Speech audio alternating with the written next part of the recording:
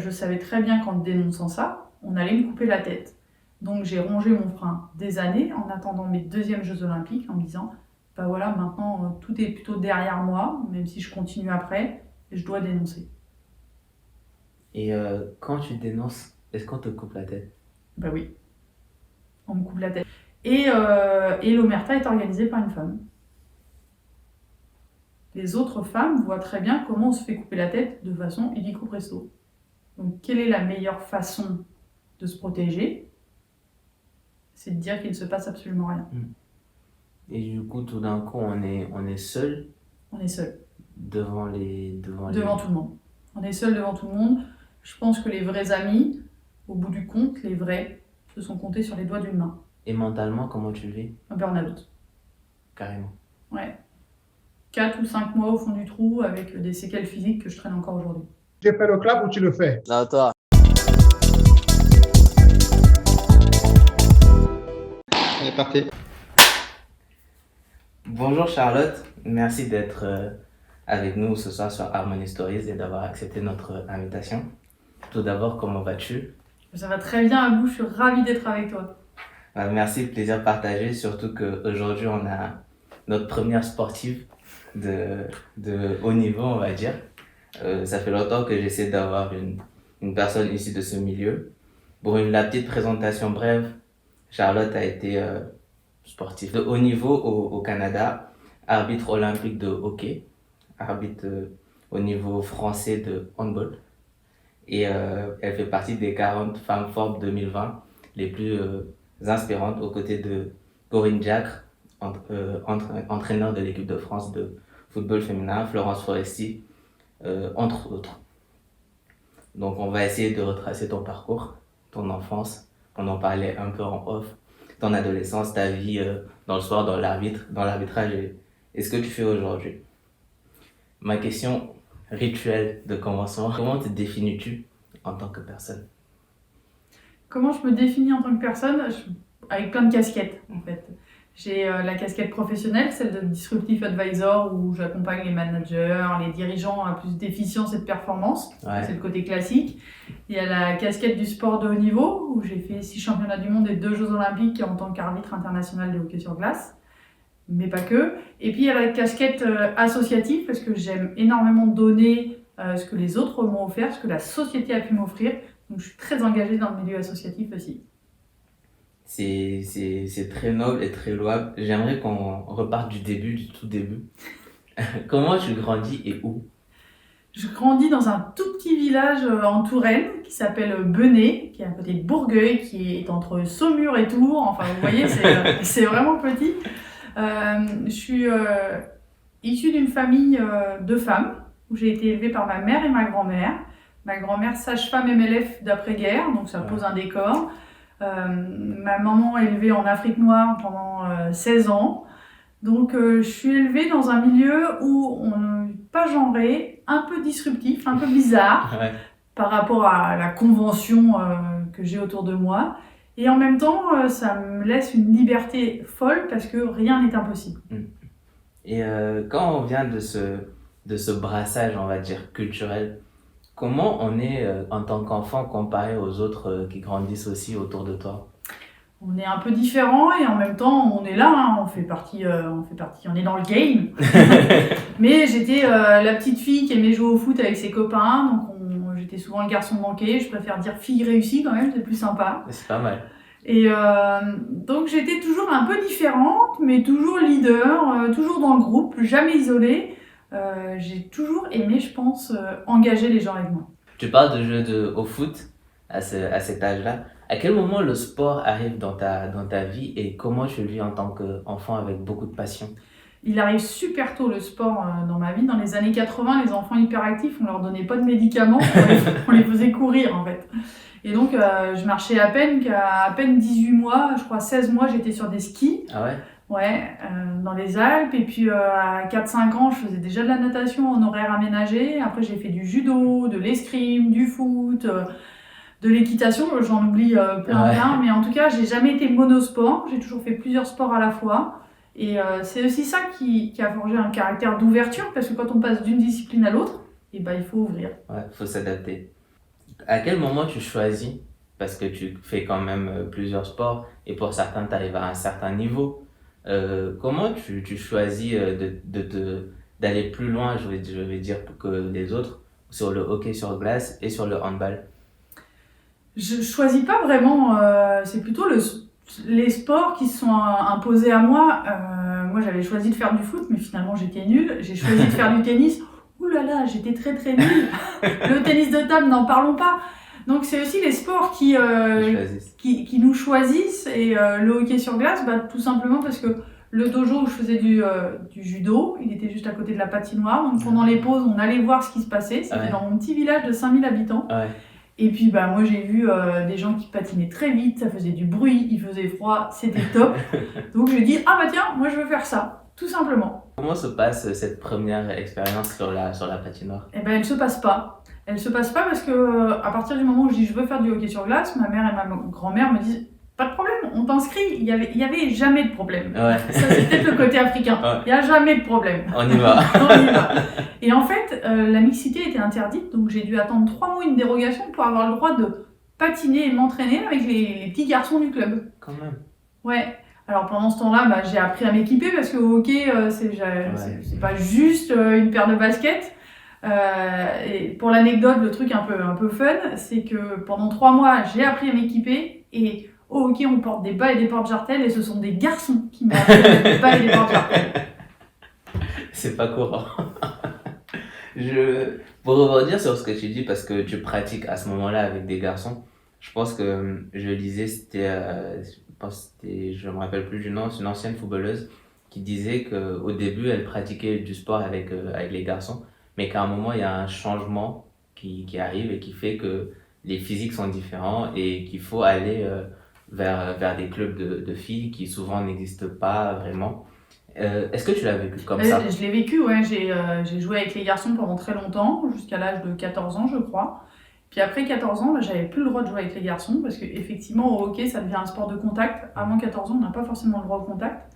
Mais après 14 ans, bah, quand on a un jeune garçon de 1m90 qui est lancé, avec moi, mon gabarit qui est quand même un peu plus petit, j'ai dû aller chercher des équipes de filles. La plus proche était à 50 km. Ah ouais.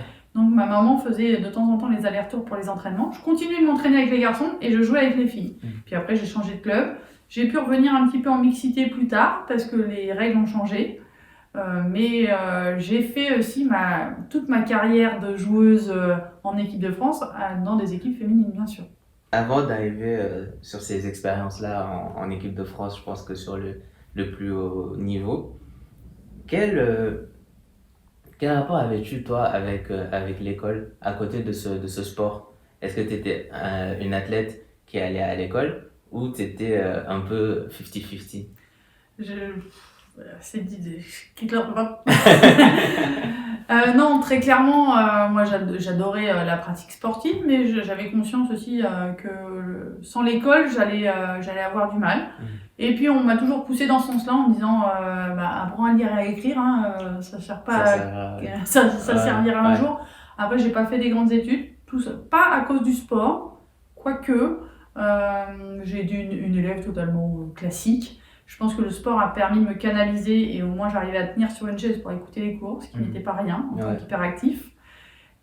Et puis après le bac, j'avais le choix de plein de choses, j'étais intéressée par plein de choses, j'étais mauvaise en rien. Donc j'ai fait un mauvais choix d'orientation, très clairement. Je suis allée en STAPS et ça s'est pas bien passé parce que j'avais pas envie d'être prof de sport, clairement pas. Ouais. Et puis se dessiner une carrière de sportive, économiquement mes parents pouvaient pas assumer de trop longues études, donc je suis arrivée sur le marché du travail. Et c'est là où j'ai fait mes 2 carrières en parallèle, le professionnel et le sport. À cet âge-là où tu es confronté à ce choix-là, comment tu arrives à allier les deux? C'était quoi ton métier et à quel niveau tu arrivais aussi à pratiquer tes sports? Ça a toujours été des choix en fait. Et je pense que la vie est faite de choix, hein, pas forcément pour les sportifs de haut niveau, pour tout le monde. On ne peut pas tout faire en même temps, donc j'avais compris qu'économiquement il fallait que je mange. Que le sport était une grande passion, mais j'avais pas, à 20 ans, je m'étais pas dit que j'irais faire les Jeux Olympiques. Ouais. Pas du tout. Oui. Mais en tout cas, j'ai toujours fait mes choix professionnels en fonction de mes choix sportifs. C'était le sport qui me guidait. Et vu que il y avait une ascension au niveau international, j'ai fait différents boulots où il faut négocier quand même avec différents patrons, me dire voilà, l'arbitrage de haut niveau de la Ligue professionnelle masculine, c'est 3 matchs par semaine, 15 000 km par mois, des entraînements quotidiens et un boulot à plein temps. Donc il faut négocier des plages horaires différentes, que ta pointeuse elle va pas fonctionner comme les collègues. Et en même temps, j'avais vraiment envie de travailler et de prouver de quoi j'étais capable. C'est un problème, je pense, que rencontrent plein de sportives sur ce plan financier-là. Est-ce que tu peux nous en dire beaucoup plus sur la charge mentale et aussi l'obligation de lier un boulot et son sport, parce que faut vivre. Faut vivre. Et je pense qu'en France, on n'est pas si mal lotis. Enfin, je sais pas en fait. Mais pour donner un chiffre comme ça, pour la délégation des athlètes aux Jeux de Rio, les Jeux Olympiques de Rio, 2/3 de la délégation vivaient sous le seuil de pauvreté. Ce qui veut dire que quand on ne s'appelle pas Teddy Riner et qu'on a une cohorte de sponsors derrière nous, parce qu'effectivement on a un athlète hors norme, il y en a quand même beaucoup qui galèrent à trouver ne serait-ce que quelques sponsors, qu'un job à mi-temps, parce que quand on fait des disciplines aussi pointues ou aussi exigeantes que par exemple la natation, pendant 8 heures par jour, vous êtes dans l'eau ou dans des salles de sport. Donc c'est difficile d'allier un boulot. Donc il faudrait vraiment un réveil un peu de l'État français. Je pense que là, avec 2024, ça va changer un peu. Mais c'est des vrais choix. C'est des vrais choix de vie. On sait très bien qu'on ne va pas gagner beaucoup, mais on fait notre passion. Je ne sais pas si tu te rappelles, il y a 10 ans de ça, Lavinelli, il avait fait des spots où il était tout nu pour attirer l'attention, pour avoir des sponsors. Et pourtant, on sait que c'est un champion d'exception. Et même un champion d'exception comme ça, à l'orée de sa carrière, il avait du mal à pouvoir joindre les deux bouts. C'est très dur, et j'imagine encore plus pour le sport féminin, pour des raisons un peu sociétales sur lesquelles on reviendra un peu par la suite. Pour rejoindre ce que tu disais aussi par rapport à Teddy Riner, moi j'avais travaillé sur une colonie de vacances en job étudiant avec un mec qui était j'ai oublié le nom du truc, là où à l'INSEP. Et c'était un gros gaillard, un judoka presque professionnel, et qui me disait qu'on gagne à peine le SMIC et qu'il y a limite 1 ou 2 personnes qui s'en sortent bien, mais que le reste, faut arriver à faire un choix de vie et de passion pour continuer à pouvoir vivre de son sport. J'aimerais qu'on sépare un peu la vie entre guillemets pro pour le moment et la vie sportive. On va commencer par la vie pro. Quand on arrive avec ce background de sport, de vestiaire, de compétition, à quel point on est différent de ses collègues? On est vraiment différent. On est absolument différent. Alors déjà, ne serait-ce qu'au recrutement. Au recrutement, un sportif, moi, je vais prendre mon exemple parce que c'est peut-être celui que je connais le mieux. Quand je montre mon CV, alors j'ai fait énormément de choses professionnellement, mais j'ai fait des choses cohérentes, plutôt dans les RH, plutôt dans le management, dans l'accompagnement, dans la formation. Et quand j'arrive devant des recruteurs après mes 2 Jeux Olympiques en me disant voilà, j'ai une carrière de terminée, je continue l'autre. En fait, tous les recruteurs me disent mais non, mais en fait vous faites trop peur. Un sportif, ça a une force de travail de dingue. Par rapport aux collaborateurs lambda, c'est différent. Vous êtes dans un processus d'apprentissage permanent, vous les sportifs, parce que l'entraînement c'est ça, c'est de l'apprentissage. Alors que les collaborateurs au sein de l'entreprise, ils ne sont pas forcément dans un processus permanent d'apprentissage et d'amélioration. Donc en fait, on crée des ornières, nous les sportifs de haut niveau, et souvent les collaborateurs tombent dedans. Les entreprises ne sont pas formées à avoir un public un peu différent, à accueillir ce genre de mindset. Et le sportif, alors moi j'ai eu la chance de toujours être dans le monde du travail, donc j'arrive à m'en sortir, mais le sportif qui a vécu en club professionnel toute sa vie, du jour au lendemain, il n'a pas les codes de l'entreprise, il n'y a pas d'acculturation. Donc on est différent et en même temps on peut apporter énormément à l'entreprise. Moi j'accompagne les gens sur la prise de décision parce que qui mieux qu'une arbitre internationale olympique peut prendre une décision dans un univers borné en une fraction de seconde sous pression. J'apporte la gestion des temps parce que le sportif il a l'habitude de gérer le match du week-end, les championnats du monde annuels, les Jeux olympiques tous les 4 ans, temps fort, temps faible. En entreprise, on ne connaît pas ça. Ouais. Il y a la gestion des conflits. Quand je vous dis du hockey sur glace, tout le monde imagine les bagarres. Alors nous, mon entreprise, je ne sépare pas les gens, mais je leur apprends à dissocier l'émotion de l'urgence, à prendre de la hauteur et à désamorcer les conflits. Donc tu vois, même si tu veux séparer la vie pro de la vie sportive, finalement j'ai toujours nourri l'une avec l'autre. Et ce qui fait ma force de professionnel, c'est quand même mon background sportif. Cet aspect-là, d'être entre guillemets toujours dans l'entraînement et d'essayer d'avancer, c'est vrai que ça peut faire peur. Et souvent aussi, de ce qu'on voit quand il y a une personne, un sportif, une sportive, ont une certaine carrure et une stature. Et ça aussi, ça prend de la place et ça peut effrayer certaines personnes, je pense aussi. Quand tu es arbitre encore plus, je pense, il y a quelque chose d'autre qui fait peur, qui fait peur aux sportifs, c'est que moi je l'ai vécu, les recruteurs me disent non mais t'es sportive, va travailler chez Decathlon, vends des chaussettes. Mais non. Bah si, ça on me le répète encore, même encore maintenant avec le CV que j'ai et le background comme tu dis, on me propose encore des postes de chef de rayon chez Decathlon, ou alors on me dit ok, alors tu vas être commercial parce que tu adores les défis, t'es sportif, tu adores les défis, donc tu vas être un super bon commercial. Mais non, je suis pas commercial. Bah oui. Donc voilà, dans l'esprit des gens, le sportif, il aime les défis, donc il peut être commercial, ou il est sportif, il peut vendre des chaussettes chez Decathlon. C'est assez rétrograde comme manière de penser, et c'est aussi une conception. Moi je suis le foot, je vois les conceptions qu'ont les gens de l'intellect, entre guillemets, des footballeurs, et je pense que ça déteint aussi un peu sur les autres sports. Quand tu arrives, justement, on se met de l'autre côté, du coup, dans un mode purement sportif, tout d'abord, j'aimerais, maintenant que j'ai une arbitre devant moi, m'excuser devant tous les arbitres de foot. Bravo.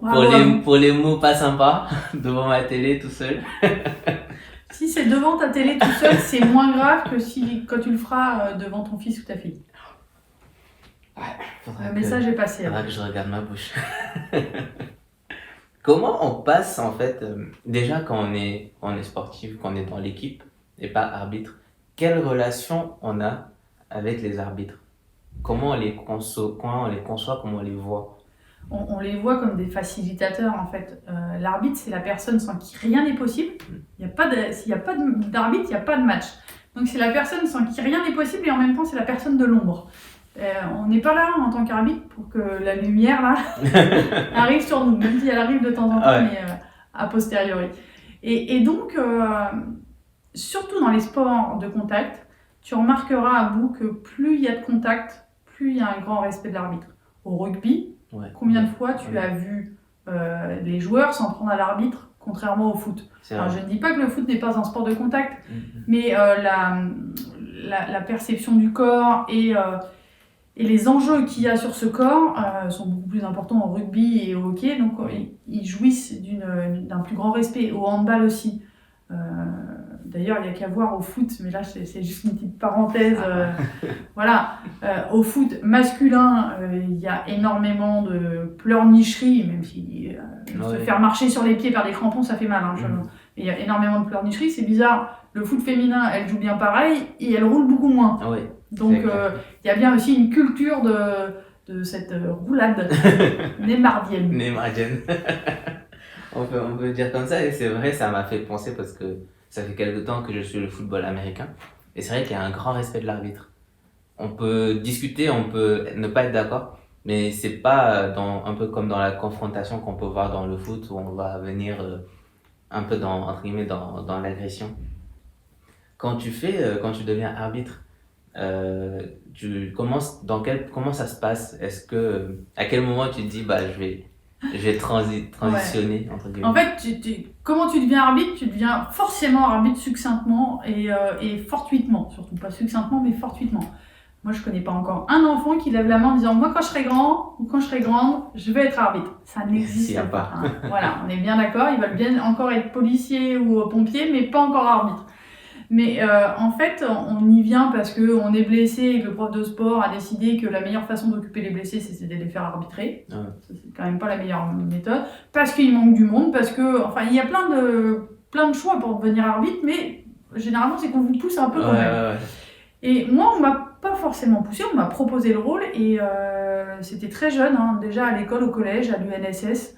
En fait, j'avais pas envie de laisser ma place aux petits copains et aux petites copines sur le terrain. Et j'ai compris que celui qui restait toujours sur le terrain et qui laissait jamais sa place, c'était l'arbitre. C'est comme ça que je suis devenue arbitre. Et qui est maître du terrain. Quand tu commences ta carrière d'arbitre, tu commences à quel niveau et comment on évolue pour arriver au JO? Alors, on évolue un peu comme un joueur, en fait, ou une joueuse. C'est exactement les mêmes steps. C'est-à-dire qu'on commence au niveau régional, et puis après on va au niveau national, au niveau international. Et même à l'intérieur de ces niveaux, il y a plusieurs choses à cranter. Alors, c'est des tests théoriques, des tests physiques, mais pas que. Vous pouvez être le meilleur arbitre en connaissant le règlement sur le bout des doigts, mais si vous n'avez pas les savoir-être et l'interprétation de la règle, vous ne saurez pas être le meilleur arbitre. Donc, c'est l'expérience.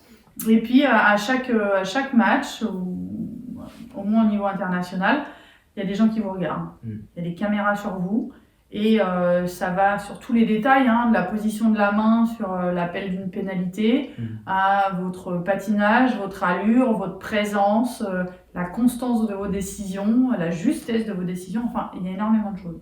Je pense qu'au bout du compte, au bout de la ligne, proportionnellement, vous avez autant de chances d'être sélectionné en équipe nationale de foot que d'être sélectionné dans l'équipe nationale des arbitres.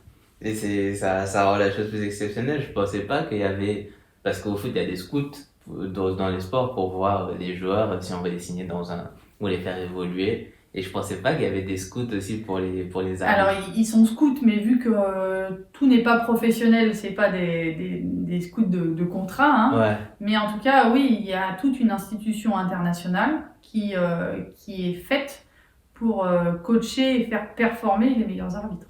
Est-ce que c'est un milieu, les arbitres, c'est un milieu, je pense, moi, ça doit être un milieu masculin quand même. Alors, c'est un milieu masculin, mais ça dépend de quel sport. Pour donner des chiffres, à bout, en France, on est à peu près 246 000 arbitres, tous sports confondus. Alors, de l'apnée au curling bâton en passant par le foot. Hein. Vraiment, 246 000. Sur ces 246 000, tu as moins de 25% qui sont des femmes. Je crois que c'est 21 ou 23% qui sont des femmes. Et si on parle du haut niveau, vraiment ceux qui font des compétitions internationales, on tombe en dessous de moins de 15% qui sont des femmes. Donc oui, évidemment, c'est un milieu expressément masculin, mais comme le sport en général. Parce que souvent on rencontre les femmes, j'en suis pas une, que les femmes rencontrent un peu plus de difficultés. C'est une triste vérité, une triste constatation, on va dire, à gravir des échelons et t'en parler là. Dire qu'il y a différents niveaux. Est-ce que ça se vit aussi pareillement dans ce milieu-là? Ça se vit pareillement que le sexisme ambiant, en fait, dans la société, mais je pense que c'est encore pire, parce que le sport est un milieu de performance.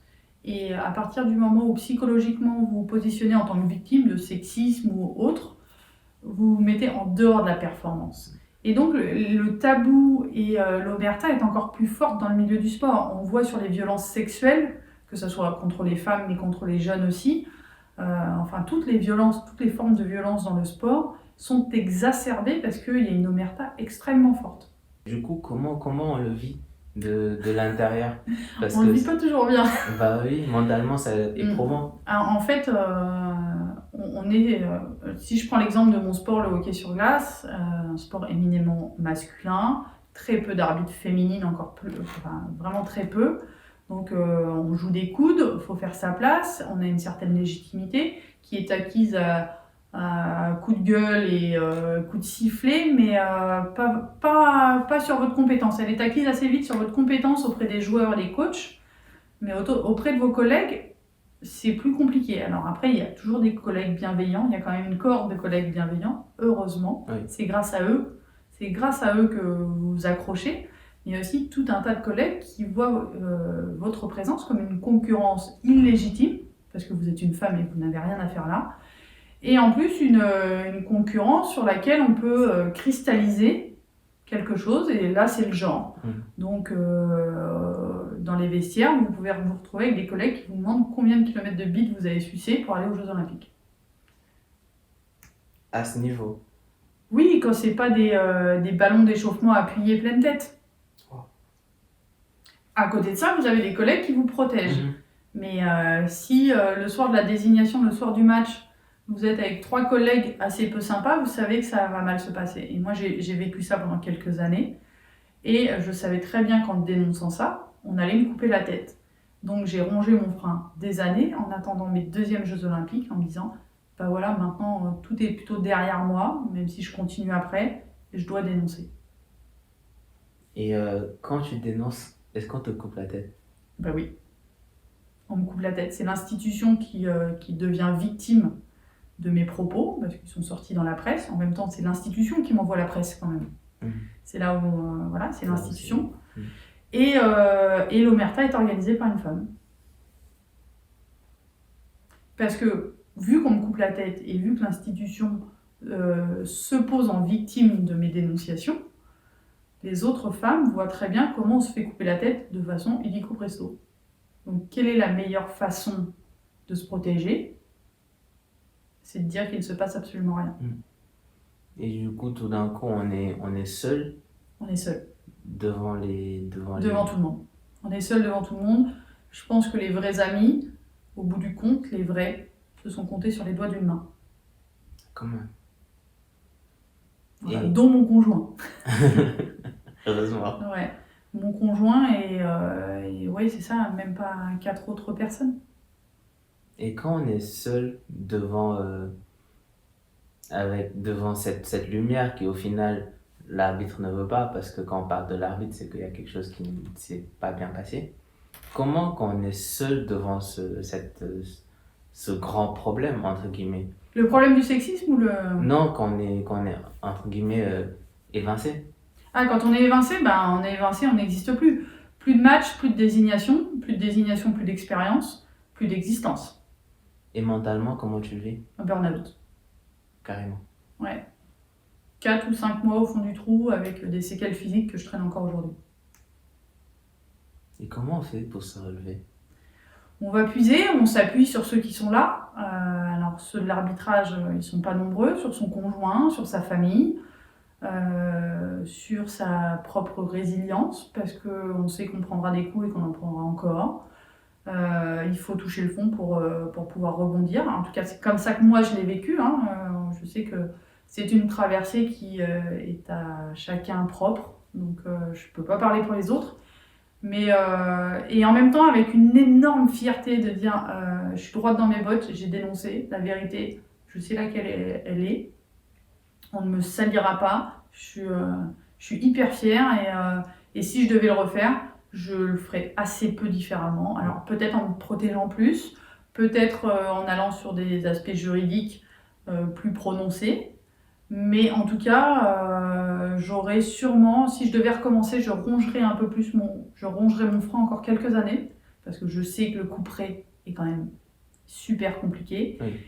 Mais je ferai la dénonciation autrement. Et puis voilà, c'est comme ça qu'on se relève. On dit, bah, qu'est-ce que j'aurais pu faire d'autre? Oui, j'aurais pu parler plus tôt, mais j'aurais pas fait de Jeux Olympiques. Donc ça, c'est dans la balance, pour de vrai. Comme une femme en entreprise, si je dis pas merde au COMEX, je sais que je peux aller plus loin. Si je dis merde au COMEX, je sais que je suis grillée dans toutes les entreprises du SBF 120. Donc voilà, est-ce qu'il vaut mieux être dans la place comme un cheval de Troie et puis tout d'un coup dire stop, c'est fini. On siffle la fin de la récré, c'est bien le propre de l'arbitre. Et puis voilà, et puis on se relève en ayant d'autres challenges, de nouvelles perspectives et des gens qui vous aiment. C'est dingue. C'est dingue. Je tiens à rappeler que tu as arbitré 2 JO. Oui. Et qu'à ce moment-là, il faut faire le deuil, entre guillemets, d'une passion. Même si on peut continuer à pratiquer, mais c'est quand même le deuil d'une vocation, vraiment d'une passion. Surtout dans ce contexte-là.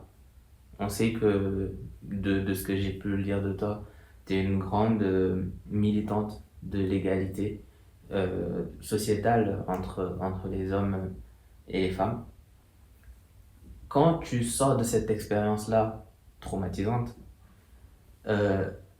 même si je suppose que tu avais déjà ce feu-là en toi, qu'est-ce qui se passe pour que tu te dises je vais porter ce combat-là, maintenant qu'il y a eu ça, je vais le porter encore plus haut? Je me demande si je le portais pas déjà avant.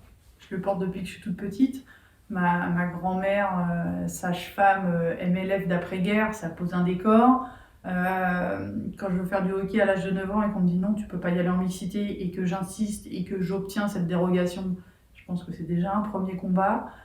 De faire mon trou en tant que fille dans une équipe de gars, c'était ça aussi. L'émancipation, elle est aussi passée par le sifflet.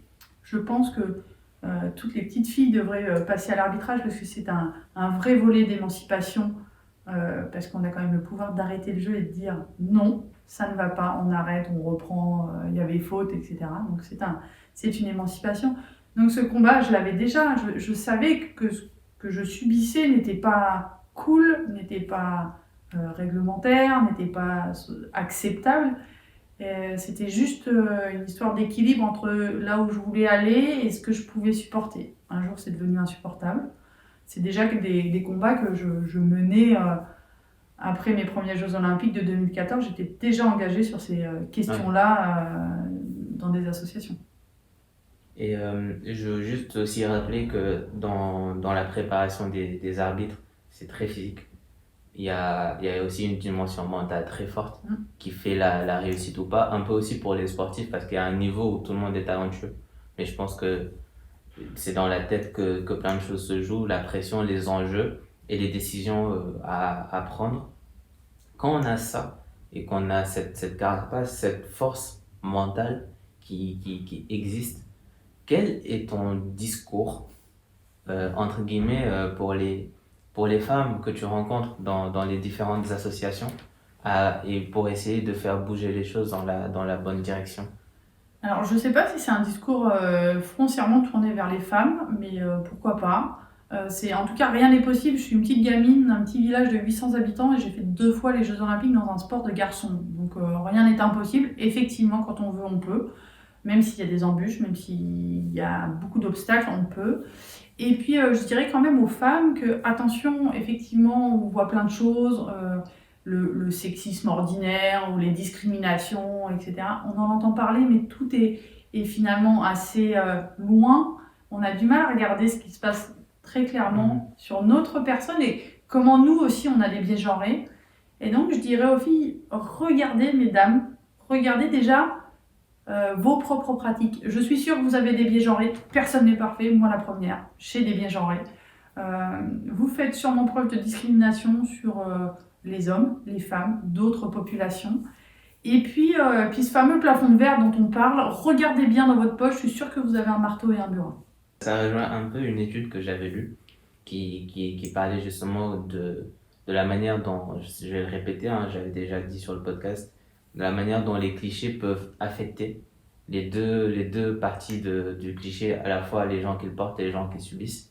Et il disait que quand on rappelle à une asiatique qu'elle est asiatique avant un test de mathématiques, elle performe mieux plus que quand on ne le dit pas. Et quand on rappelle à une fille asiatique qu'elle est une fille, elle performe moins. Et je trouve que c'est un bon exemple de ce que tu dis et d'aller aussi voir, de puiser au plus profond de soi. J'aimerais parler d'une consécration. Oui. Tu es dans les 40 femmes les plus inspirantes de l'année 2020 selon Forbes. Qu'est-ce que ça représente pour toi? C'est une grande surprise. Déjà, vraiment une grande surprise parce que je ne sais pas comment je suis arrivée là. Mon syndrome de l'imposteur me dit mais qu'est-ce que tu fais là, mais pourquoi toi? Si j'y suis, c'est que quelqu'un a estimé que je devais y être et je pense qu'il n'y a pas qu'une seule personne parce que déjà le jury était plus large que ça. Donc voilà, j'ai été identifiée, je suis ravie, c'est une grande fierté. Pour tout le dire, en plus j'étais super contente de l'apprendre en présence de ma maman et de mon conjoint, c'était top, mais j'étais pas au courant. En fait, c'est un samedi après-midi, mon téléphone est devenu un arbre de Noël. J'ai des gens qui m'ont félicité. Je leur ai demandé, mais vous me félicitez pourquoi? Et on m'a dit, t'es une des 40 femmes Forbes inspirantes de l'année. Et j'ai dit, mais non, mais c'est pas vrai, c'est pas moi, c'est une homonyme. Charlotte Girard, il y en a plein. Re-syndrome de l'imposteur. Et au final, une fois que j'ai eu la copie d'écran, effectivement, de l'article, où c'est bien moi, c'est bien ma tête. Là, j'ai accusé le coup et je me suis dit, c'est dingue. C'est dingue parce que quand on s'engage dans n'importe quel domaine, on s'engage pas pour les honneurs, on s'engage pas pour la lumière. Sinon, ça marche jamais. C'est comme l'arbitrage. Si vous êtes arbitre pour la lumière, si vous êtes arbitre pour la gloire, si vous êtes arbitre pour l'argent, ça marchera pas. Donc je suis hyper honorée, hyper fière et en même temps super surprise et agréablement surprise. Et je travaille moi aussi sur mon syndrome de l'imposteur en me disant si je suis là, c'est que je suis à ma place. Ouais, que tu le mérites. Et ce que tu disais aussi par rapport à quand on fait les choses pour entre guillemets la lumière, ça marche pas. Je lisais Warren Buffett, qui est un nom connu des investisseurs, un milliardaire américain, qui disait que pendant le match, ceux qui regardent le score ont déjà perdu.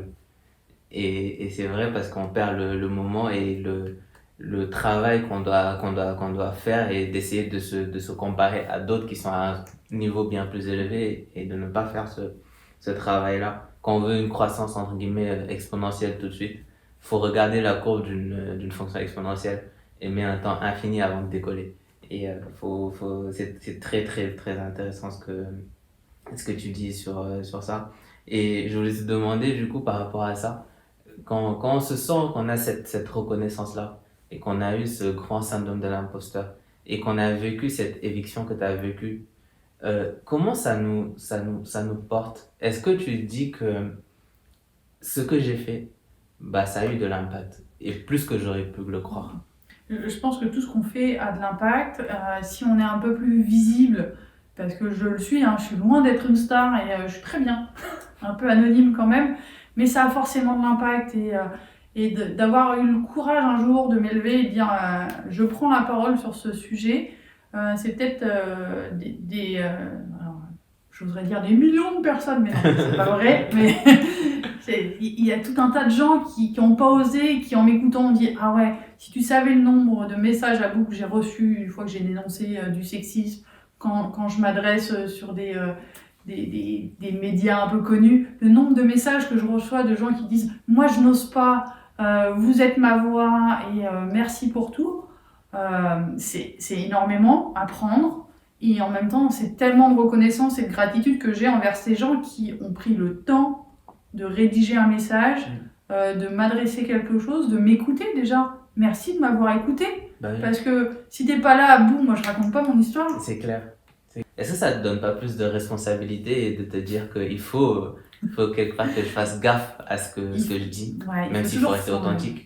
Il faut rester authentique, il faut toujours faire gaffe, mais ça vient du mindset de l'arbitre. Tu sais, l'arbitre, il peut pas arriver avec le casque comme ça, même si ça va pas changer sa décision. Ouais. Il y a quand même une image à avoir. Donc j'ai quand même ce mindset-là, et puis comme je suis une fan des Marvel et depuis toute petite je suis bercée par ces Marvel et par Spider-Man qui dit que les grands pouvoirs impliquent de grandes responsabilités. À partir du moment où tu choisis de prendre la parole, tu as aussi la responsabilité de ceux qui t'écoutent, et ça c'est pas rien. Alors faut essayer de dire des choses cohérentes, la vérité, sa vérité, être droit dans ses bottes. Pour ne pas se faire écraser par ce... Je me ferai toujours, on se fera toujours écraser. Il y a toujours... regarde à bout, il y a des gens qui regardent des matchs de foot en criant sur l'arbitre parce qu'ils connaissent pas forcément le règlement, sur la pointe des doigts, et donc ils sont pas contents. Donc, il y a forcément des gens pas contents. Le tout, c'est d'en avoir peut-être un de plus qui est content et ceux qui sont pas contents. Je vais juste faire une petite anecdote parce que ce week-end il y avait l'Olympico, Lyon contre Marseille. Je suis pas d'accord sur le penalty. J'ai pas vu. Mais ça, j'espère que l'arbitre m'entendra. Quand on est dans cette... Parce que, en fait, là, ce que je constate depuis le début, c'est que quand même, ça construit une grande force de caractère pour être droit dans ses bottes au milieu de ce feu-là. Et après, même s'il y a entre guillemets, un beau temps qui vient après, de pouvoir rester droite. Maintenant, tu interviens en entreprise. Quel est ton discours dans la gestion des conflits, par exemple, et d'avoir un bon mindset de manager? Il faut prendre de la hauteur, il faut prendre de la distance. C'est ce que j'ai toujours fait, même si en plein burn-out, je manquais de distance. C'est d'ailleurs pour ça que je suis tombée au fond du trou. Et en même temps, il faut se servir de ça. Moi, mon burn-out, il m'a servi à devenir 2 fois plus forte, en fait. Donc, il faut prendre cette distance, il faut prendre cette hauteur, il faut prendre du temps. Et on est dans une société qui accorde pas de temps à rien. On est dans l'immédiateté. Je suis pas une grande philosophe, mais en tout cas, je sais que on a un rapport au temps qui nous aide pas forcément à prendre ses distances. Donc voilà, mon message, c'est voilà, il faut dissocier l'émotion de l'urgence. Il faut prioriser les choses. Effectivement, c'est bien d'être émotif, mais c'est pas comme ça qu'on gère une urgence, quelle qu'elle soit, positive ou négative. Un gros contrat signé, c'est peut-être cool de faire 2 saltos arrière, mais il faut apprendre à descendre. Et puis un contrat raté, ça vaut peut-être pas le coup de s'écrouler en pleurant et plutôt de comprendre là où on aurait pu être meilleur. Et puis aussi des fois admettre qu'il y a plus fort que nous. Point. Oui. C'est comme ça, où il y a différents de nous et on peut pas être aimé par tout le monde. Et le tout, c'est de ne pas déplaire. Ne jamais être trop haut, ne jamais être trop bas. Ouais, c'est ça. On peut pas plaire à tout le monde, mais il faut jamais déplaire. Les sportifs de haut niveau construisent ce muscle mental. Quand on travaille en entreprise, on ne prend pas souvent ce temps-là de construire son muscle mental, ni d'étirer son muscle mental. Quand un sportif finit sa séance intense, on s'étire, on prend soin de ses muscles. Quand on bosse souvent en entreprise sur des travails quand même on travaille avec notre cerveau, comment on doit gérer ça? En fait, le sportif muscle son cerveau, muscle son esprit par le droit à l'erreur, parce qu'il s'accorde le droit à l'erreur. Qu'est-ce qu'on fait quand on s'entraîne? On fait une succession d'erreurs et on tente de les améliorer et d'accéder à la performance. Il n'y a pas de performance 100% parfaite, il y a toujours des micro-erreurs. Et c'est ça, le sportif, il est sur ce droit à l'erreur. Dans le monde de l'entreprise, on n'est jamais sur le droit à l'erreur. On vous dit, voilà, vous avez fait une erreur, si vous la faites 2 fois, vous êtes viré. Si vous avez la chance d'aller jusqu'à la 2e fois. Et en fait, dans le monde du sport, c'est différent. On vous dit, vous avez fait une erreur, certes, une fois, et si vous la faites 2 fois, c'est pas votre faute, c'est la faute de l'entourage, de tout ce qui s'est passé, de l'analyse biomécanique, de l'analyse du résultat statistique, enfin bref, du décryptage de cette erreur, parce que si vous la faites 2 fois, c'est que vous avez été mal accompagné. Et c'est ça ce que j'essaye d'apporter en entreprise. C'est le droit à l'erreur, pas que, mais là-dessus, c'est hyper important parce que c'est aussi comme ça qu'on engage ses collaborateurs, qu'on les fidélise et qu'on performe, parce que le sportif performe par l'erreur. Il n'y a pas un seul sportif de haut niveau qui n'a pas connu la défaite et la blessure. Et c'est très important parce que tu parles entre guillemets, de cette responsabilité-là, aussi de l'erreur qui est aussi des fois partagée. Et j'ai jamais autant vu quelqu'un se faire crier dessus pour une passe ratée au foot le dimanche sur un terrain synthétique avec mes potes. Jamais j'ai vu ça sur un terrain de foot sur Canal+ à 20h. Non, parce qu'on a le droit à l'erreur, parce que le geste technique parfait existe, mais c'est super rare.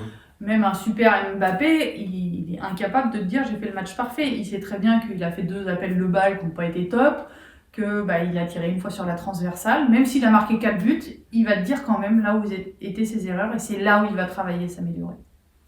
Et c'est très intéressant du coup d'être toujours dans un perfectionnisme. Ouais, et puis dans un apprentissage permanent. J'aimerais qu'on parle de sujets un peu plus légers. Vas-y. De regarder le passé. Même si tu en as un peu parlé, par rapport à cet incident-là, où tu dis que tu aurais peut-être fait les choses légèrement différemment. Quand tu reprends la Charlotte qui a 15 ans, qu'est-ce que tu lui aurais dit? Celle qui a 15 ans, je lui aurais dit continue, résiste et t'inquiète pas, ça va payer. Parce qu'à 15 ans, on a forcément plein de doutes. À 15 ans, j'avais les cheveux courts, j'étais toujours ce garçon manqué. On m'interrogeait énormément sur ma sexualité parce que j'avais les cheveux courts et que je portais des joggings, donc j'étais forcément lesbienne. Voilà, c'était comme ça. J'avais des doutes et en même temps des grandes convictions. Je pense que j'avais cette force en moi de dire avance de toute façon, demain t'appartient et c'est toi qui vas le faire. Il y aura des moments durs. Donc voilà, je pense que c'est cette confiance en l'avenir, de se dire tiens non mais ça va briller un jour. Ouais, qu'il y aura un jour. Un jour ça va briller, c'est comme ça. On m'a toujours dit sur mes 2 Olympiades, on m'a dit il y a un moment vous aurez votre quart d'heure olympique, c'est comme ça. Et moi, je rêvais d'avoir un quart d'heure olympique, tu vois, sur la finale de la médaille d'or. Ouais. Puis, mais non, en fait, mon quart d'heure olympique, c'était sur peut-être un quart de finale, peu importe le match. Et en fait, deux joueuses arrivent, me fauchent et on tombe toutes les trois. Et là, il y a un arrêt de jeu et le réalisateur focus sur moi pendant 15 secondes. Il y a mon nom, il y a le drapeau de la France, etc. Bah ouais, c'est un quart d'heure olympique. Donc au début, je me suis dit, ah bah non, je suis tombée, c'est pas bien, etc. Puis finalement, quand j'ai vu les images, je me suis dit, bah ouais, je tombe, mais je suis la première à me relever sur les trois. Ouais. Et oui, alors ça peut faire sourire, mais moi j'y étais. Hein. Moi j'y étais au JO, pas vous qui rigolez. Et moi je me suis relevée en premier, Ouais. et ça je pense que c'est la meilleure image que j'ai de mon quart d'heure olympique. Et c'est immortalisé. Exactement. C'est immortalisé. On arrive un peu sur la fin de cet entretien. J'aimerais diviser cette fin en deux parties. Une un peu plus sur toi et l'autre un peu pour un message à la jeunesse, entre guillemets, de ton milieu, du sportif. Ok. Quel message, en fait, pour toi, quel principe est très important pour ne pas se noyer dans ce monde du sport, du haut niveau, où des fois il y a beaucoup d'argent pour certains et pas d'autres? Quel conseil donnerais-tu pour surfer du mieux possible la vague? Moi je pense que si à 8 ans tu penses gagner des millions et t'appeler Neymar, t'es mal barré. Le rêve est trop grand et tu vas louper des étapes et c'est là où ça va mal se construire. Je suis partisane vraiment du step by step. Les choses arriveront quand elles arriveront. Et voilà, sans projeter et sans que tes parents projettent sur toi quelque chose, sans que les autres projettent sur toi. Et sans même, toi, ne projette pas d'être Mbappé, parce que Mbappé, il est unique. Et Neymar aussi. Alors oui, ce sont deux grands footballeurs dont on parle. Mais ils se sont construits et peut-être mal construits à des moments où je pense qu'ils pourraient très bien en parler en disant bah tiens, j'aurais préféré faire un peu plus d'école ou avoir été averti sur des trucs. Et oui, ça fait rêver d'avoir des belles voitures et des millions à gogo, mais c'est pas ça qui vous donne la foi en fait. Et aussi, bah, t'en as un peu parlé, mais ce rapport à l'argent, quel discours tu tiendrais à ces jeunes-là pour qu'ils soient, même si je pense qu'on doit leur dire souvent en centre de formation ou dans leurs différentes écoles, d'accepter que tout le monde ne sera pas professionnel et qu'il faut en fait, même si j'aime pas le terme plan B, mais qu'il faut aussi envisager que ce rêve-là ne s'accomplisse pas et de pas se perdre. Il faut toujours un plan B sur n'importe quoi, que ce soit dans le sport, dans les études, il faut toujours un plan B. Et puis au bout du bout, hein, le jour où on mourra, peu importe ce qui reste en banque et peu importe la voiture que vous pouvez avoir dans votre garage, bah, il se passera la même chose. Si vous devez mourir d'une crise cardiaque, peu importe vos millions, vous mourrez d'une crise cardiaque, malheureusement. Donc il faut vraiment avoir conscience que la vie est courte, elle vaut vraiment la peine d'être vécue à fond et que, c'est mon avis personnel, l'argent est peut-être pas à mettre en haut de la pyramide. En sachant qu'il aide fortement sur certains points. Mais je pense que la richesse, elle est beaucoup plus intérieure qu'à la banque. Pour ce dernier segment, je te poserai des questions, tu me diras des réponses un peu rapides. Ok. Quel est ton principe duquel tu penses que tu t'éloigneras jamais? Sans partage, l'expérience ne vaut rien. Est-ce que c'est pour ça que tu as accepté cet échange? Absolument. Qu'est-ce que tu juges important que tu constates que plein de gens négligent ou ignorent? L'écoute. On oublie de s'écouter.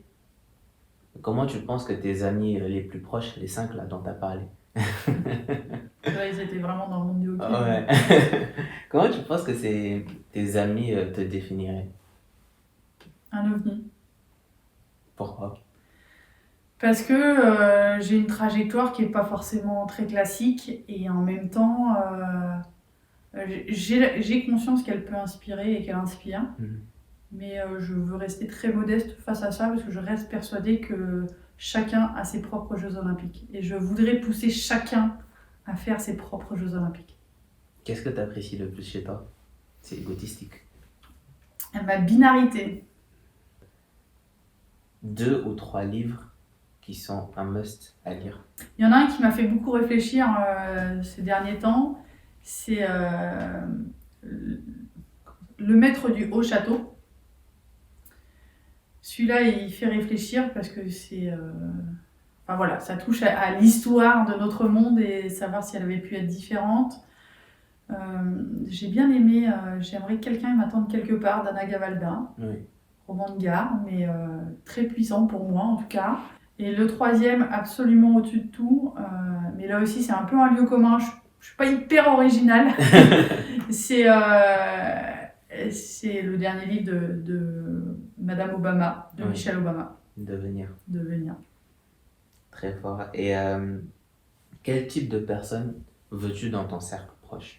Sincère et rigolo. Parce qu'il faut se marrer dans la vie quand même. Ouais. 5 personnes avec qui tu veux partager un dîner. Bah, j'inviterai le couple Obama, Mhm. donc ça fait déjà 2. Je convoquerai Simone Veil, j'espère qu'elle sera libre. Bah oui.